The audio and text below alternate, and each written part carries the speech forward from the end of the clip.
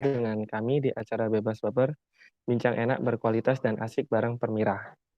Sebelumnya perkenalkan dulu, nama saya Ernoval Muhammad Ramadan sebagai pembawa acara dalam Bebas Baper kali ini. Saya mahasiswa di Kazan Federal University Kota Kazan. Saya di sini tidak sendiri, saya ditemani oleh narasumber dan moderator kita yang akan mengisi acara Bebas Baper kali ini sampai 60 menit ke depan. Saya akan memperkenalkan narasumber kita, Ibu Puspa Dewi. Beliau sebagai Chair of National Executive Body of Solidaritas Perempuan. Dan moderator kita bernama Kak Yolanda Evelyn. Beliau mahasiswi Southern Federal University, jurusan Chemistry di kota Rostock. Tema Bebas Baper kali ini adalah peran perempuan dalam politik dan hak atas rasa aman perempuan. Bagi kawan-kawan yang memiliki pertanyaan dan kemudian ingin bertanya, silahkan tulis pertanyaan kalian di kolom komentar di bawah ini. Nanti akan dibahas di sesi pertanyaan dan semua pertanyaan akan dibahas di sesi pertanyaan. Berikutnya saya serahkan kepada moderator kita, Kak Yolanda Evelyn, untuk memulai acara Bebas Baper kali ini. Selamat menyaksikan. Oke, makasih Saudara Noval. Halo teman-teman semua, selamat sore waktu Moskow dan selamat malam waktu Indonesia. Perkenalkan, saya Yolanda Evelyn Manalu, saya berkuliah di Southern Federal University, ngambil jurusan Chemistry. Saya menjadi moderator Bebas Baper kali ini. Bu Puspa Dewi merupakan narasumber kali ini. Bu Dewi merupakan Chair of National Executive Body of Solidaritas Perempuan, pernah menulis buku yang berjudul Indicator of Good Practices, Climate Project Based of Women's Experience. Dipersilakan untuk Bu Dewi memaparkan materi untuk 20 menit ke depan. Silakan Bu Dewi.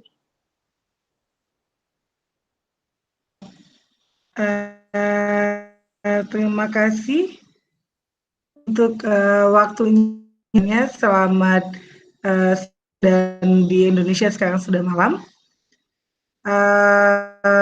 Kesempatan hari ini saya oleh teman-teman dari Rusia untuk memaparkan bagaimana peran keterlibatan peran politik melihat pada hak atas rasa aman bagi perempuan. Slide ini munculin. Oke. Sebelum memulainya, mungkin saya sekilas akan informasi dulu kaitan dengan solidaritas perempuan.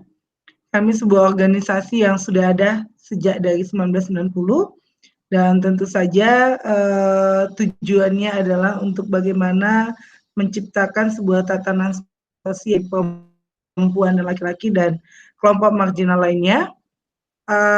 Dan kami memiliki komunitas itu seperti cabang di Indonesia, dan kami bekerja bersama perempuan akar rumput, perempuan-perempuan yang marginal dalam memperjuangkan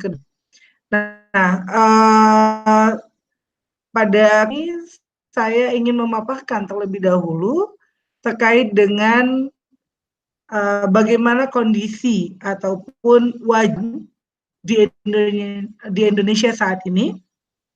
Mungkin bisa disampaikan pada slide berikutnya. Oke, lagi Mbak. Oke, ya ini yang tadi sekilas ya. Nah, ini kalau kita melihat gambar yang ada di slide ini, itu menunjukkan bagaimana situasi kondisi perempuan di Indonesia saat ini. Tantangan yang dihadapi oleh saat ini sangat beragam. Ketika kita berbicara soal kondisi perempuan, tentu kita harus melihatnya dalam berbagai faktornya. Jadi kalau kita melihat di dalam konteks di dalam gambar bagaimana kemudian perempuan petani, perempuan nelayan, perempuan adat, perempuan-perempuan miskin kota maupun perempuan-perempuan yang hari ini hidup di wilayah kebijakan diskriminatif. Pemikiran juga kita melihat begitu banyak ya kasus-kasus ataupun persoalan kekerasan dan pelanggaran hak yang juga dialami oleh perempuan-perempuan buruh. Artinya kita melihat bagaimana wajah perempuan hari ini di Indonesia masih mengalami ketidakadilan aspek. Kasus-kasus penggusuran yang terjadi itu juga banyak berimplikasi terhadap perempuan, ya, dan tentu saja dampak yang dialami oleh perempuan itu tidak sama dengan laki-laki, karena ada konteks peran gender yang dilekatkan kepada perempuan, sehingga beban dan tanggung jawabnya itu menjadi lebih berat ketika situasi ataupun sistem pembangunan di Indonesia itu belum berpihak kepada perempuan. Dan tentu saja dari situasi ini rasa aman perempuan itu juga menjadi satu persoalan yang sangat krusial hari ini, karena perempuan hampir di semua ranah merasakan rasa tidak amannya. Bahkan kalau kita melihat ya, rumah yang tadinya dilihat menjadi sebagai tempat aman, ternyata saat ini bukan lagi menjadi tempat yang aman bagi perempuan.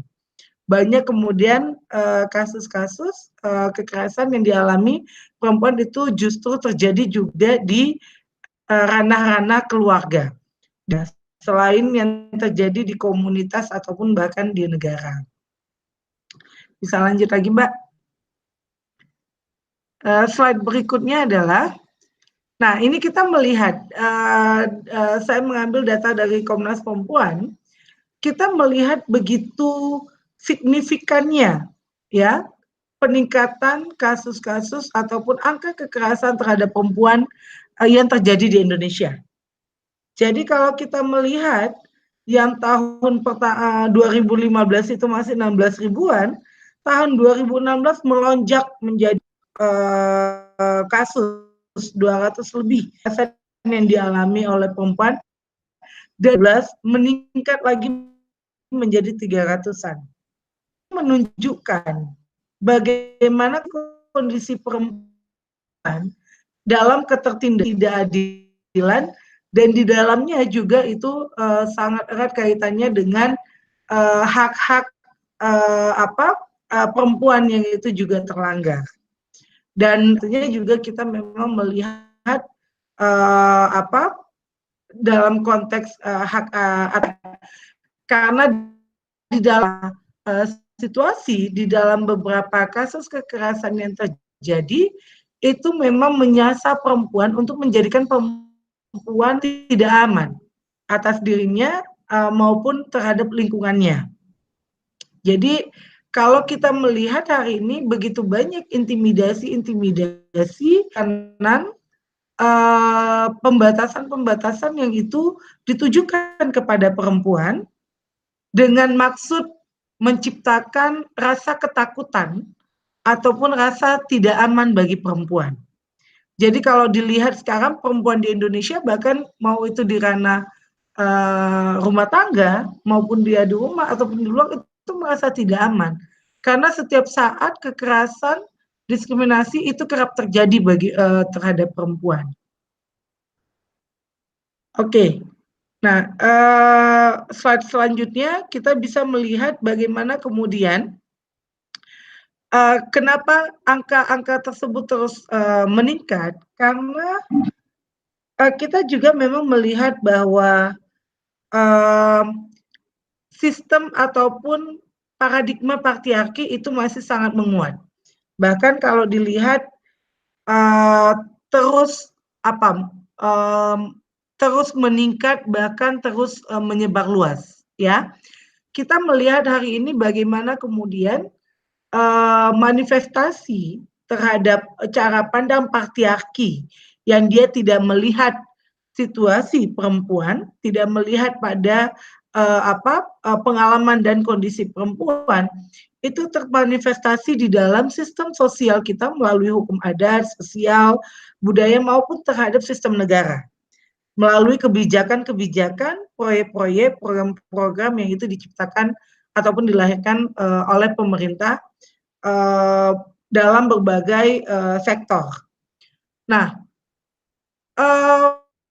kondisi hari ini ya, tekanan perempuan yang dialami oleh perempuan selain pada sistem pembangunan, aktor-aktor kita bisa melihat bagaimana masifnya kelompok-kelompok ekstremisme hari ini di Indonesia itu juga memiliki pengaruh yang luar biasa terhadap kondisi perempuan. Karena menguatnya kelompok-kelompok ekstremisme itu juga berimplikasi terhadap meningkatnya kebijakan diskriminatif.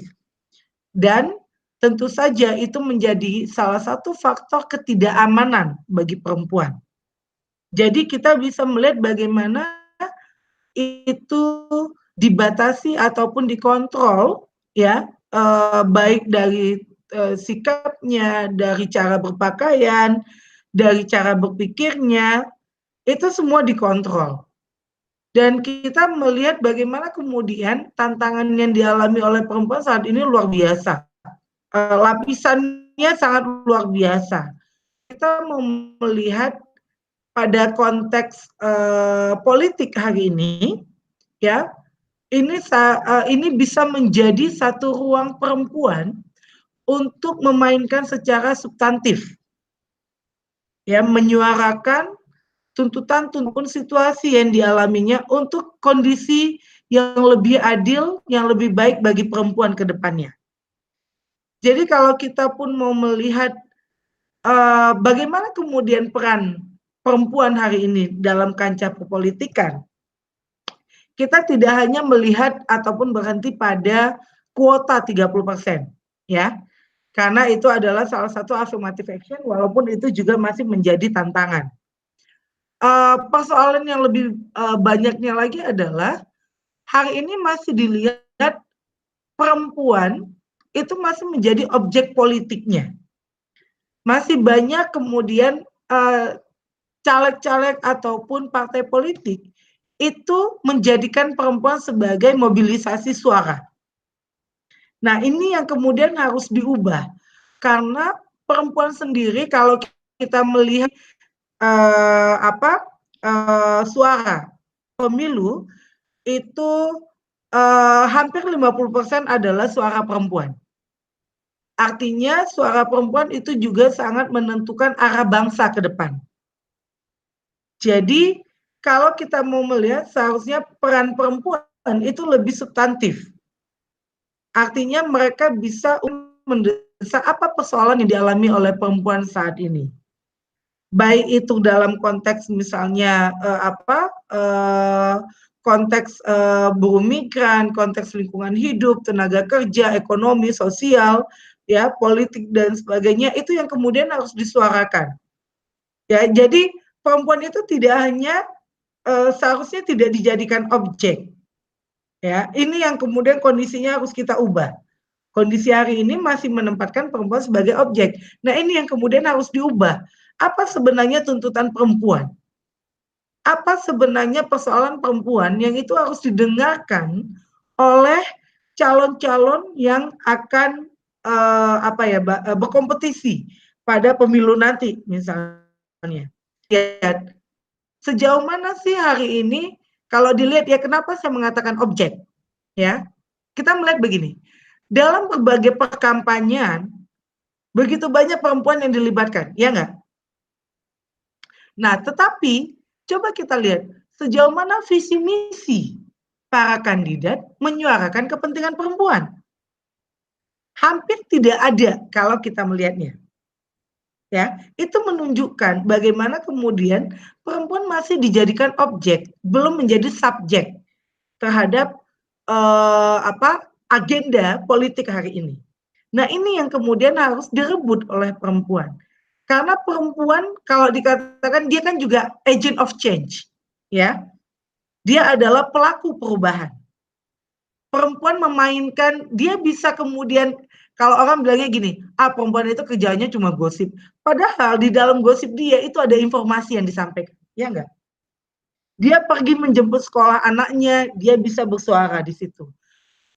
Pergi ke pasar, berinteraksi, dia juga bisa bersuara.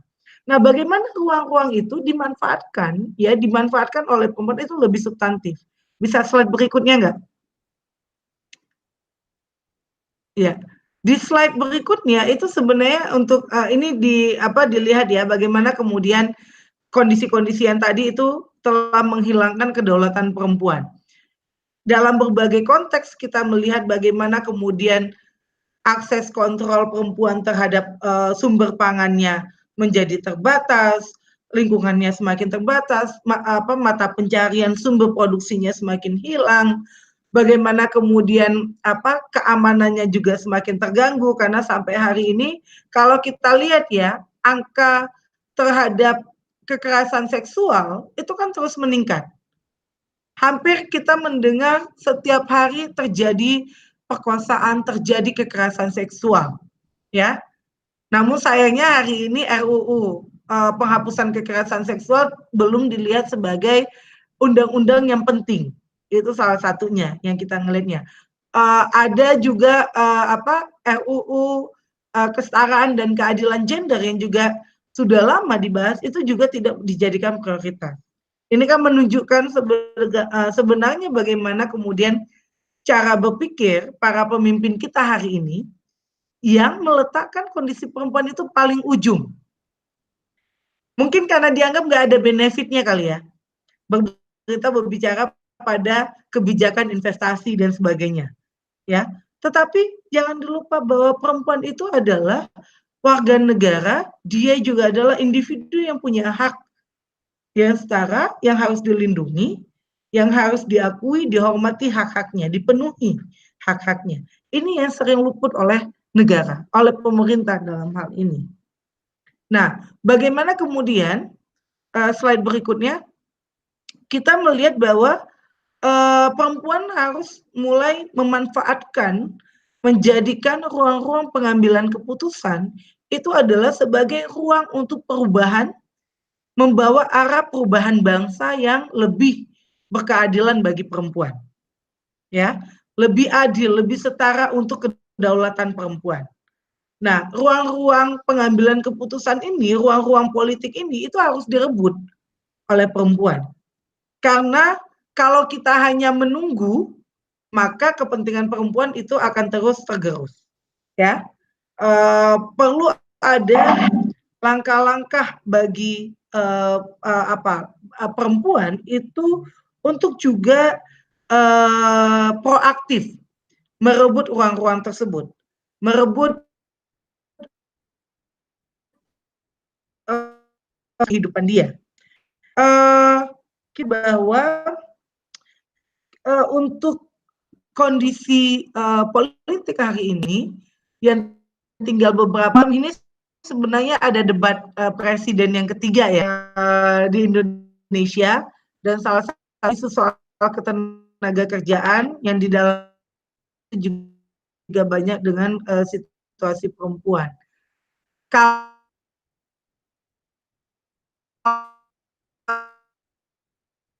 Perempuan buruh migran, memang kalau kita bicara soal hak atas rasa aman ya perempuan mengalami juga ketidakamanan. Bilang bagaimana sih hak perempuan atas rasa aman ini di Indonesia, bahkan mungkin di beberapa negara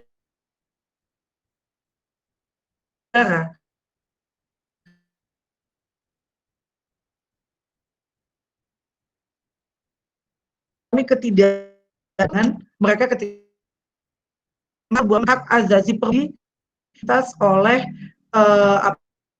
pemimpin untuk mengubah kondisi perempuan sehingga lebih adil, lebih setara, dan lebih berdaulat. Nah, ini yang menurut kita perlu untuk kita rebut bersama, karena saatnya kan sebenarnya perempuan itu memiliki kesadaran kritis bahwa kita ini sebagai entitas yang juga punya hak yang sama. Kita sebagai entitas yang juga memiliki kedaulatan, seharusnya kedaulatan itu kita miliki. Namun sayangnya hari ini beberapa baik itu pada sistem pembangunan, sistem sosial masih belum adil. Ya, bahkan kalau tadi kita sudah banyak menyampaikan saat ini sampai dengan saat ini kedaulatan perempuan terus dirampas, terus hilang, baik itu atas nama pembangunan atau bahkan atas nama moralitas. Jadi kalau sekarang perempuan di Indonesia itu apa ya, keluar rumah aja kadang juga udah takut gitu ya. Ini saya nanti didiskriminasi atau dipersekusi, macam-macam gitu ya. Dengan kondisi hari ini. Jadi semakin tidak aman kondisi perempuan hari ini di Indonesia. Itu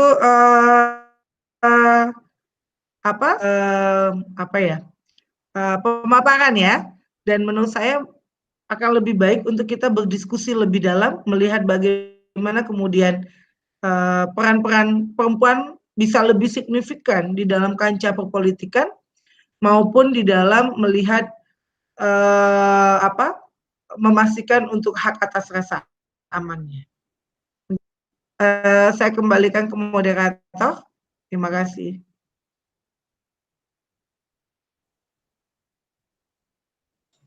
Ya, terima kasih Bu Dewi untuk pemaparannya.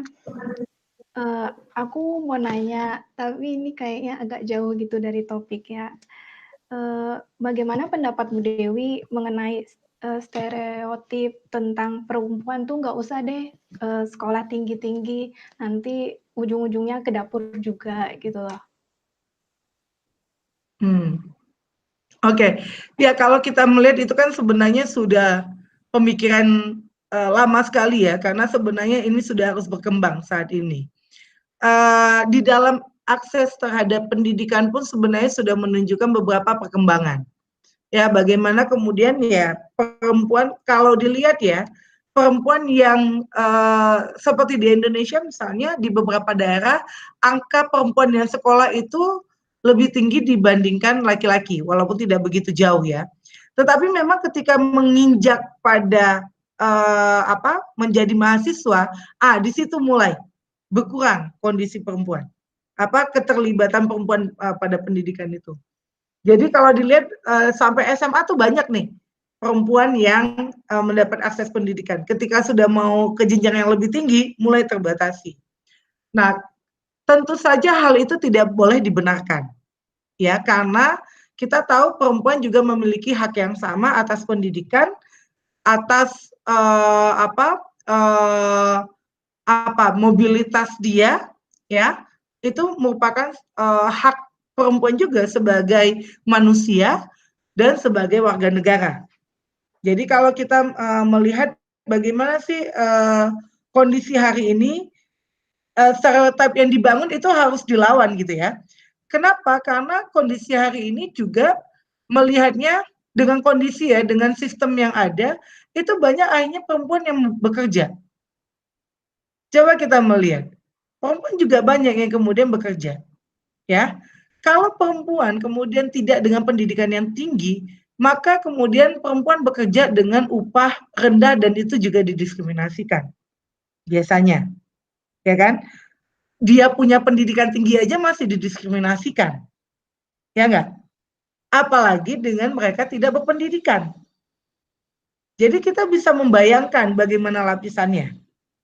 Nah, stereotip ini harus dibongkar, harus dilawan, ya, dengan mengatakan bahwa berbicara soal peran domestik itu tidak hanya menjadi tanggung jawab perempuan. Laki-laki juga harus memiliki tanggung jawab yang sama di dalam kerja-kerja domestik. Nah, ini kan kalau kita melihatnya sangat kaitan dengan cara pandang patriarki ya, yang selalu melihat ya udahlah perempuan itu kan kerjanya cuma di domestik saja, ngapain sih tinggi-tinggi gitu. Kan selalu begitu yang diletakkan. Nah, ini yang kemudian harus diubah. Ya, ini yang kemudian harus diubah dengan kondisi hari ini perempuan itu harus mandiri. Karena kita melihatnya begini ya, perempuan yang dia tidak mandiri secara ekonomi, ya, lapisan kekerasannya itu juga sangat berlapis karena dia sangat tergantung pada suami, ya enggak? Potensi dia menjadi korban, ya, itu sangat tinggi karena dia kemudian bergantung dia nggak bisa mandiri. Nah, ini yang kemudian harus diubah. Perempuan itu didorong tidak hanya pada akses pendidikan, tetapi itu juga akan muara pada akses pekerjaannya dia. Ya kan? Nah, ini yang kemudian harus kita ubah. Kalau kami berpandangan seperti itu, sistem ini yang kemudian harus diubah sehingga perempuan memiliki akses yang sama, baik itu dalam pekerjaan, baik itu dalam pendidikan. Dan stereotip itu adalah sesuatu bentukan sosial yang kemudian harus memang kita lawan karena itu menjadi kondisi yang tidak adil bagi perempuan.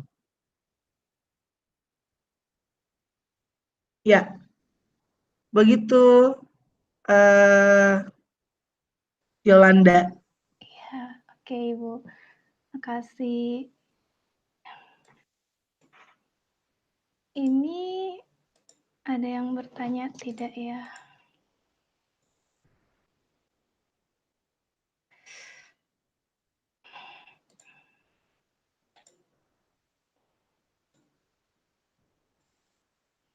Ini Bu, ada yang bertanya dari Dianita Eka Saptarini. Bu, bagaimana menanggapi pernyataan buat apa sih perempuan sekolah tinggi-tinggi ujungnya di dapur? Oh, itu tadi sudah dijawab ya. Lalu apakah salah kalau saya punya mimpi sekolah tinggi, Bu? Kayaknya tadi itu pertanyaan sudah dijawab. Oke, yang kedua itu Dika Ayu. Apakah permasalahan perempuan di semua negara sama? Negara manakah yang kira-kira sangat welcome dengan peran perempuan? PR apa saja yang masih harus diperbaiki oleh negara kita terkait masalah perempuan? Mungkin bisa dijawab, Ibu. Oh, halo?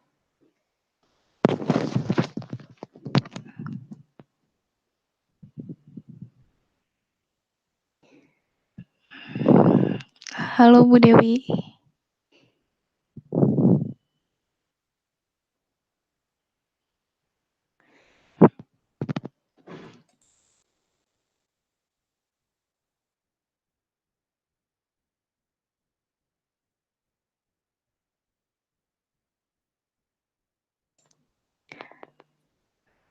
Halo, Bu Dewi. Halo? Iya, Ibu.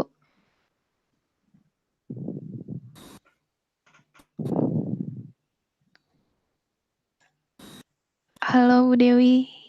Halo. Apa saya perlu mengulangi pertanyaannya? Iya, kayaknya perlu Tadi koneksinya buruk ya, Bu. Oke. Ini dari Dika Ayu. Iya, Apa permasalahan perempuan di semua negara sama? Negara manakah yang kira-kira sangat welcome dengan peran perempuan?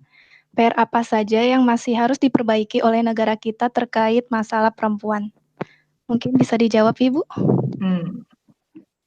Oke. Tentunya persoalan perempuan itu tidak general, tidak homogen ya, karena dia akan sangat terkait sekali dengan kontekstualnya. Di Indonesia saja itu beragam sekali persoalan yang dialami oleh perempuan. Kalau ditanya di negara mana yang welcome, saya kemarin itu pernah melihat ada survei yang aman perempuan. Saya agak lupa kayaknya di daerah Eropa deh. Di negara Eropa saya lupa nama negara. Walaupun saya belum tahu jelas memang aman atau kemudian ada hal-hal yang tersembunyi sebenarnya. Kalau dilihat persoalan di Indonesia, perempuan di Indonesia itu kompleks karena kondisinya yang sangat beragam. Perempuan nelayan dengan perempuan petani dimiliki persoalan yang berbeda. Ya, perempuan nelayan hari ini banyak perempuan kesini perempuan petani maupun perempuan nelayan itu belum diakui oleh negara sebagai sebuah pekerjaan yang dilakukan oleh perempuan. Jadi di dalam undang-undang kita misal perempuan nelayan itu tidak tidak eksplisit gitu ya diakui. Ini kemudian punya implikasi terhadap turunan-turunannya. Jadi misalnya nelayan misalnya, pemerintah tuh punya program asuransi buat nelayan misalnya. Tetapi tidak pernah ada asuransi itu buat perempuan, pekerjaannya adalah dalam sektor kelautan. Jadi memang kepada laki-laki karena mindset-nya adalah yang laki-laki. Perempuan itu kerap sekali dilekatkan pada keluarganya. Nah, persoalan hari ini juga banyak dalam aspek meningkatkan kebijakan diskriminatif ya. Kalau dari catatan Komnas Perempuan, ya terakhir saat ini di Indonesia ada sekitar 1 kebijakan diskriminatif, banyak agama dan banyak menyasar terhadap perempuan. Ini kalau ditanya sekarang persoalan tentu saja di Indonesia banyak persoalannya adalah kita itu punya Undang-Undang Nomor 7 Tahun 1984 tentang penghapusan segala bentuk diskriminasi terhadap perempuan. Kebijakan itu tidak maksimal diimplementasikan. Bahkan kalau kita melihatnya hampir diabaikan. Karena Undang-Undang Nomor 7 ini tidak terintegrasi di dalam kebijakan-kebijakan ataupun program-program yang dilakukan oleh negara. Nah, ini yang kemudian menjadi satu persoalan serius juga di Indonesia.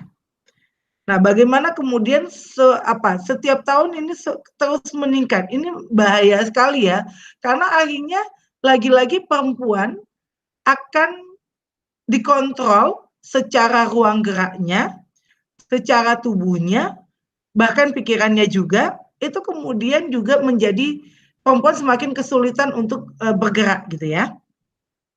Saya ingat satu kasus misalnya di Aceh, bagaimana kemudian perempuan yang dia ingin menjadi camat, ya, itu kemudian didemo oleh masyarakatnya karena alasan perempuan tidak boleh jadi pemimpin. Jadi dan kita tahu di Aceh itu memiliki kebijakan syariah, ya. Jadi kita bisa membayangkan bagaimana kemudian ini dijadikan alat untuk membatasi mobilitas perempuan, membatasi ekspresi perempuan, membatasi ruang gerak perempuan. Kedua persoalan lainnya adalah kami melihat bahwa saat ini keterlibatan militer di berbagai sektor itu juga kembali mengancam kondisi perempuan. Di dalam beberapa kasus konflik sumber daya alam misalnya, itu kerap melibatkan militer sehingga kemudian perempuan merasa terintimidasi. Perempuan kemudian merasa semakin, ya kalau kita mau bilang soal tidak aman ya, kembali merasa tidak aman. Dia mengalami trauma dan sebagainya. Nah, hal-hal ini harus menjadi perhatian serius oleh pemerintah kalau kemudian mereka melihat bahwa ya perempuan adalah satu entitas, satu stakeholder yang harus dihormati, dilindungi, diakui hak-haknya, dipenuhi hak-haknya. Ya, itu yang kemudian baik dari aspek kebijakan maupun pada proyek maupun program-program yang dilahirkan oleh negara. Nah, jadi kalau ditanya kondisi perempuan di Indonesia hari ini apa ya persoalan mendasar? Kalau menurut saya adalah kaitan dengan ruang demokrasi bagi perempuan, rasa aman bagi perempuan, ancaman terhadap sumber-sumber kehidupannya itu menjadi satu persoalan perempuan. Hari ini yang sangat banyak ya yang terjadi di ya termasuk adalah persoalan perempuan buruh migran yang sampai belum dilindungi ya dengan maksimal oleh negara. Hampir kita tahu hampir ada 200 buruh migran yang terancam hukuman mati dan sebagian adalah perempuan. Jadi harus ada upaya memang yang harus cukup kuat oleh negara, oleh pemerintah untuk mengubah kondisi ini. Nah, harus kita desakan, dan lagi-lagi mengingatkan momentum politik ini adalah satu ruang yang harus disuarakan kondisi ini. Seperti itu. Iya, oke, Bu. Ya. Terima kasih, Bu, atas jawabannya. Ini banyak banget yang nanya. Perspektif dari Liliana Tanose, perspektif feminisme terdiri dari beberapa pendekatan dengan asumsi dasarnya masing-masing. Pendekatan apa yang Anda anggap paling meyakinkan dan mengapa demikian? Mungkin bisa dijawab, Ibu.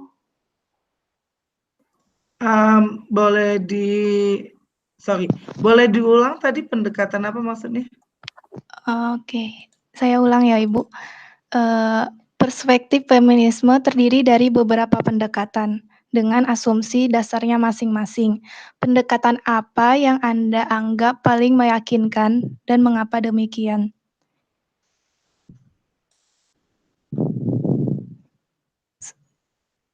Sudah jelas, Ibu? Iya. Oke. Ya, sudah jelas. Bagi kami ya, aliran feminis itu adalah satu alat analisis dalam melihat ketidakadilan dan ketimpangan ataupun penindasan perempuan. Kalau dikatakan pendekatan mana yang sangat cocok, kami melihatnya bahwa ini lagi-lagi ngelihatnya sangat kontekstual. Karena kalau kita berbicara misalnya ya, melihat penindasan perempuan yang dialami dalam konteks sumber daya alam, maka kami banyak melihatnya dalam konteks politik ekologi feminis. Bagaimana kemudian dengan pembangunan itu menggerus kedaulatan perempuan ya di dalam pengelolaan, penguasaan, pemanfaatan sumber daya alam, misalnya seperti itu. Dan tentu saja itu juga tidak berdiri sendiri karena ada ada aliran-aliran aspek aliran-aliran yang lain yang itu juga harus dianalisis lebih dianalisis bersama untuk kemudian lebih komprehensif. Jadi kalau dikatakan yang mana sih aliran feminis yang ataupun pendekatan feminis yang mau digunakan, kalau saya menjawabnya itu sangat kontekstual pada kondisi perempuan. Karena kondisi perempuan itu tidak homogen. Saya tidak bisa menganalisis semua misalnya aliran itu di dalam konteks persoalan perempuan yang beragam. Ya. Kita bisa melihatnya begini. Dalam konteks misalnya membaca aliran feminis liberal, radikal, sosialis, Marxis, ya politik ekologi feminis dan sebagainya, karena kan banyak sekali memang pendekatan ataupun aliran-aliran feminis ini. Jadi sangat kontekstual, kita tidak bisa menggunakan satu alat analisis di dalam satu persoalan perempuan. Yang kami gunakan adalah juga melihat pada analisisnya adalah pada interseksionalitas. Karena yang tadi identitas perempuan, politik identitas perempuan itu dia tidak satu, dia tidak tunggal. Kita nggak bisa hanya melihat oh dia perempuan, padahal di belakangnya dia bisa saja seorang istri petani, seorang anak yang ibu bapaknya sudah tua, dia harus menjaga juga anak orang tuanya dan sebagainya. Jadi kalau ditanya mana yang lebih tepat, ya akan sangat tergantung pada kontekstualnya untuk kita melihat mana yang tepat pendekatan dalam pengalaman ataupun situasi perempuan tersebut. Begitu. Iya. Berarti itu tergantung ya, Bu. Ini masih ada lagi yang bertanya dari Isye. Bagaimana dengan permasalahan perempuan korban kekerasan seksual yang selalu disalahkan? Sementara UU penghapusan kekerasan seksual tidak dibahas di DPR.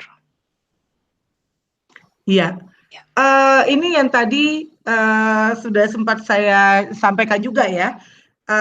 ini sangat dilihat bagaimana cara pandang ya pemimpin kita hari ini masih belum menempatkan perempuan sebagai subjek ataupun hal yang harus dihormati, dilindungi, dipenuhi hak-haknya. Banyak memang kasus kekerasan seksual itu merevictim korban, ya merevictim perempuan, ya. Ini kaitan lagi dengan bagaimana yang tadi ya cara pikir patriarkinya, bahwa selalu dianggap tubuh perempuan ini kan dianggap moral ya, dianggap moral oleh sosial dan sebagainya. Ini yang kemudian membuat kondisi perempuan itu ya, padahal dia sudah udah menjadi korban, tapi kemudian disalahkan lagi. Ini yang dikatakan dengan cara pikir patriarki.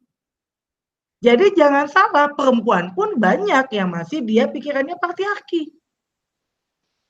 Karena mereka hidup puluhan tahun dengan patriarki. Jadi kan kalau dilihat, ya gimana dia nggak diperkosa atau mengalami kekerasan, bajunya minim, tapi nggak pernah dilihat pada aspek pelaku, ya nggak? Iya, iya. Dia kan, ya iyalah dia diperkosa, orang pulangnya selalu malam terus. Kenapa kemudian akhirnya apa? Akhirnya yang dilakukan oleh negara bukan kemudian memberesi pelaku, tetapi lagi-lagi kebijakan yang dikeluarkan itu justru kemudian mengatur lagi si perempuannya. Oh ya udah kalau begitu batasan jam malam bagi perempuan. Padahal kita udah jadi korban. Iya kan? Kita udah jadi korban. Ini yang dikatakan kalau bagi kami melihatnya bagaimana seksualitas perempuan itu dikontrol. Ya, bagaimana seksualitas itu artinya soal tubuh, pikiran, ya ruang gerak, semuanya dibatasi. Karena perempuan itu sering dilekatkan pada urusan moral, keluarga, komunitas, ya kan? Sehingga kita sendiri tuh nggak punya kedaulatan atas tubuh kita mau ngapain. Nah ini yang kemudian harus kita ubah. Cara pandang memang nggak mudah ya, karena puluhan tahun patriarki itu mengakar. Tetapi kalau kita ingin dunia yang lebih baru, dunia baru yang adil bagi perempuannya, harus kita memulainya. Tidak mengorbankan lagi, tidak menyalahi lagi korban. Ya, itu menunjukkan bagaimana keberpihakan kita terhadap korban. Ya enggak? Ya, jadi kalau dilihat ya, dibahas RUU PKS misalnya, yaitu menunjukkan paradigma pikiran pemimpin kita. Perempuan ini nggak dianggap penting. Padahal angka yang sudah disampaikan, angka kekerasan seksual, itu sudah disampaikan dan itu terus meningkat. Iya kan? Iya. Tapi kenapa kemudian pemerintah tidak segera mengesahkan? Tidak dengan serius membahas. Itu kan menunjukkan bahwa kondisi perempuan dianggap bahwa nggak penting-penting amat lah. Lebih penting kita ngurusin investasi. Lebih penting kita ngurusin, padahal iya, perempuan punya kontribusi besar di dalam pembangunan juga. Perempuan juga ya sebagai individu dia punya hak sebagai warga negara, sebagai perempuan. Ini yang kemudian harus diingatkan kepada pemerintah. Begitu.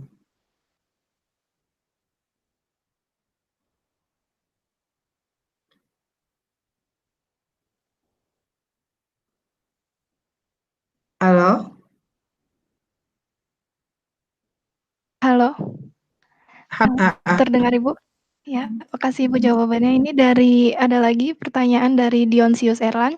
Saya ingin tahu pendapat Ibu tentang body shaming terhadap sesama perempuan yang banyak kasusnya di media sosial.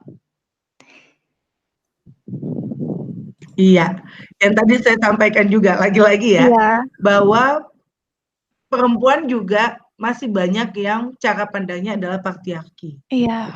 Menyalahkan perempuan. Kan begini, coba kita lihat, siapa yang menentukan tubuh perempuan? Tubuh perempuan yang bagus, seperti apa dan sebagainya, siapa yang menentukan? Sosial. Sosial itu siapa? Laki-laki. Iya, iya. Jadi cara pikirnya itu adalah cara pikir laki-laki. Tentu saja kita tidak membenarkan yang namanya body shaming. Kenapa? Karena perempuan punya kedaulatan atas tubuhnya. Saya mau ngapain, saya mau seperti apa bentuk tubuh saya, itu adalah tubuh saya.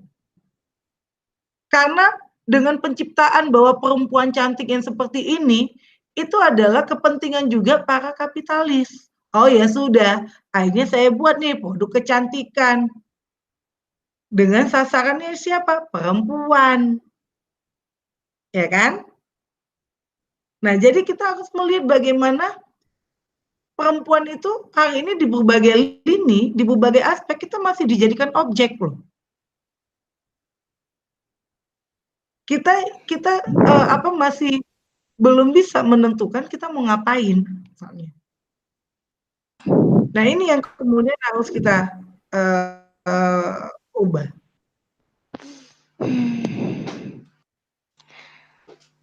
Puan ya.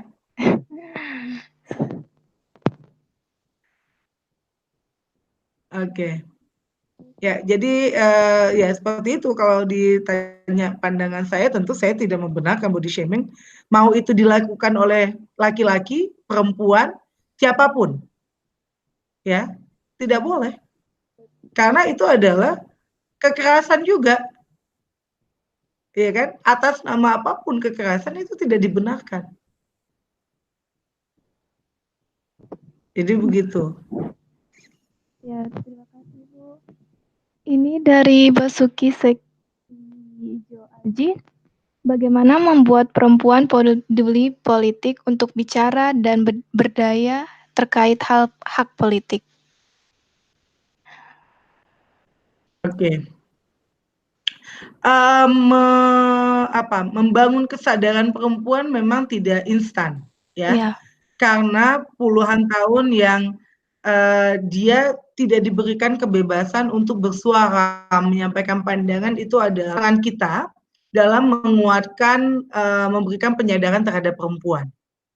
Maka yang perlu dilakukan adalah secara terus-menerus memberikan ruang bagi perempuan untuk bersuara. Mendorong perempuan untuk menyampaikan pendapatnya. Mendorong perempuan untuk menyampaikan kondisinya, ciptakan ruang. Ciptakan diskusi-diskusi untuk membiasakan mereka menyampaikan pandangannya, menganalisis situasinya. Karena kalau kita melihat kondisi sekarang ya, misalnya ada perempuan yang dia menjadi anggota parlemen pun kadang belum tentu dia bisa memahami kondisi perempuan dan berargumentasi. Ya kan? Nah, jadi continue dan terus-menerus membangun kesadaran perempuan di berbagai di berbagai ruang ataupun format-format kegiatan yang akan dilakukan ataupun strategi-strategi yang perlu dibangun. Jadi ya jangan juga ketika misalnya ya dalam konteks politik elektoral karena ada kuota 30%, ya udah siapa aja perempuan diambil, yang penting adalah pemenuhan kuota 30%. Oh, Ya kan? Si perempuan pun juga bingung, saya nanti ke sana mau ngapain ya? Akhirnya apa? Kalau dia terpilih, dia nggak tahu apa yang mau saya perjuangkan. Nah, bagi partai, kalaupun mereka melihat keterlibatan perempuan dalam partai ataupun di dalam politik itu menjadi penting, maka harus dibangun jauh hari.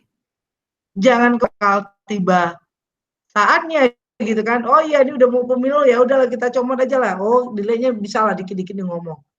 Akhirnya apa? Menjadi tantangan bagi perempuan ketika di parlemen.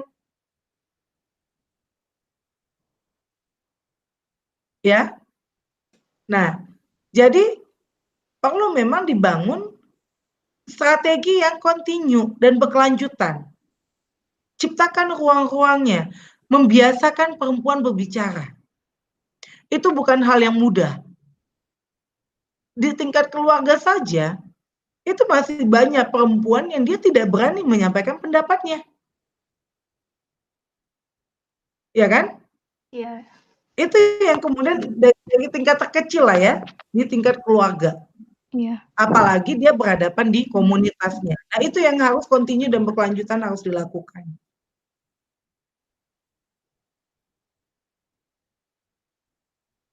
Iya, Ibu. Ya. Di sini adakah cara lain dalam bentuk partisipasi yang lebih aktif selain pendidikan politik?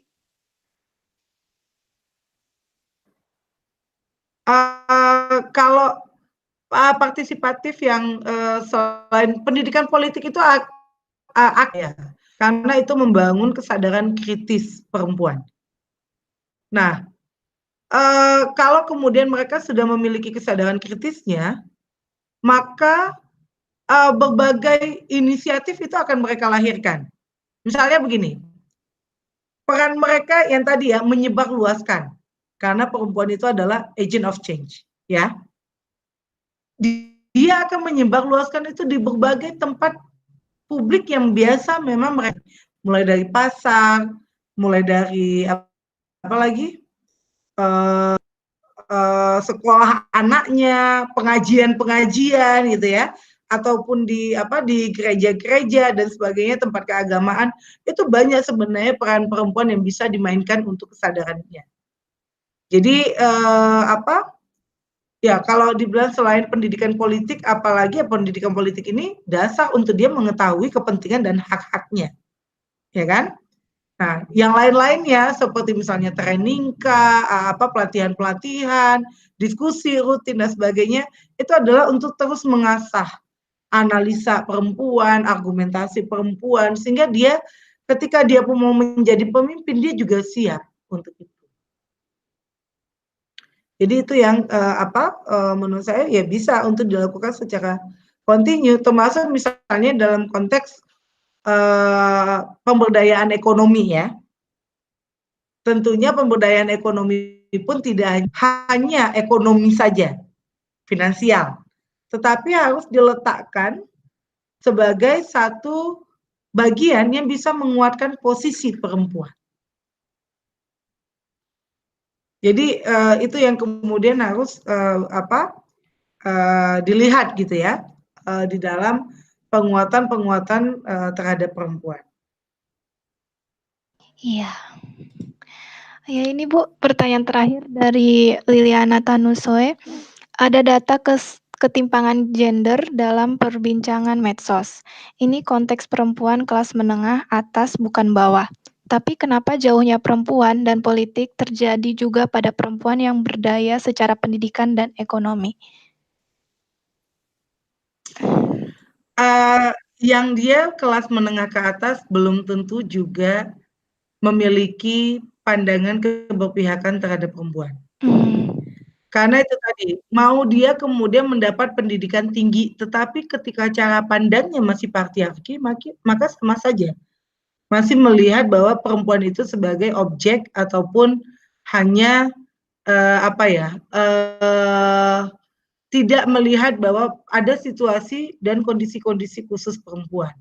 Banyak kok yang kemudian perempuan-perempuan kelas menengah ke atas juga belum memahami bagaimana yang dialami oleh perempuan marginal. Kita banyak juga masih melihat bagaimana perempuan-perempuan juga melakukan kekerasan terhadap perempuan yang lainnya. Tetapi kita hanya sebagai perempuan, ya. Tetapi yang kami ingin lihat adalah hal itu karena dia masih memiliki cara pandang patriarki yang itu dia dapat dari sejak dia lahir sampai sudah besar. Jadi tidak bisa juga kita langsung menyalahkan si perempuan. Kita perlu mengetahui dengan lebih mendalam ya, kenapa dia begitu. Memang dia belum mendapatkan, memahami, berempati, merasakan apa yang dialami oleh perempuan marginal kelas bawah. Nah, ini yang kemudian harus menjadi PR yang besar juga bagi kita untuk bagaimana mengajak kelas menengah ini juga perhatian, memiliki simpatiknya, empatinya kepada perempuan-perempuan marginal. Jadi misalnya begini, saya perempuan nelayan misalnya, yang mereka hari ini sedang berjuang atas tanahnya, tempat tinggalnya biar nggak digusur, ya kan? Nah, banyak mungkin kelas menengah ke atas yang masih ngelihatnya, ya apa kaitannya saya dengan dia? Kenapa saya harus memperjuangkan mereka juga? Padahal kehidupan di pesisir itu juga sangat berkaitan dengan kehidupan kota. Yang menyediakan pangan pesisir hari ini mereka lah, para nelayan. Ya kan, termasuk perempuan nelayan. Kalau mereka digusur tidak ada, itu juga punya implikasi terhadap masyarakat di perkotaan, termasuk yang kelas menengah ke atas. Jadi ini yang kemudian memang perlu dibangun secara baik ya. Bagaimana kemudian nilai-nilai empati, nilai-nilai solidaritasnya, nilai-nilai mendukungnya itu yang kemudian juga perlu dibangun. Bahwa persoalan perempuan petani, perempuan nelayan itu juga menjadi persoalan kita bersama. Bukan hanya persoalan mereka. Nah, ini yang perlu untuk kita mengajak gitu. Jadi kalau ditanya tadi kenapa masih bisa begitu ya? Dia udah dapat pendidikan dan sebagainya, kok dia masih menyalahkan perempuan misalnya melakukan kekerasan, ya nggak pernah ada yang bisa jamin. Orang yang dia anggota dewan juga banyak kok yang pendidikannya tinggi tetap saja melakukan kekerasan, ya kan? Ya artinya kan tidak bisa, artinya gini, pendidikan juga tidak bisa menjamin bahwa orang tidak melakukan kekerasan. Iya. Karena itu semuanya berawal dari mindset-nya, berawal dari hati. Gitu. Berawal dari hati dulu ya. Berawal dari hati, dari akalnya, ya kan? Iya, walaupun pendidikan dia tinggi, tapi dari hatinya dia. Oh. Iya. Sama aja ya kan? Iya, sama aja. Oke, Ibu. Nggak kerasa Ibu udah mau 1 jam ya. Kita diskusi Iya, tentang nggak hak berasa. perempuan. Mungkin saya bisa kembalikan kepada Saudara Noval. Halo, Saudara Noval. Halo. Terima kasih Bu, udah nggak terasa nih udah hampir 60 menit. Nah ini terakhir mungkin ada pesan dari Ibu Puspa untuk pemirsa ini, apa pesannya Bu? Kira-kira, silakan Bu dijawab. Saya mau mengatakan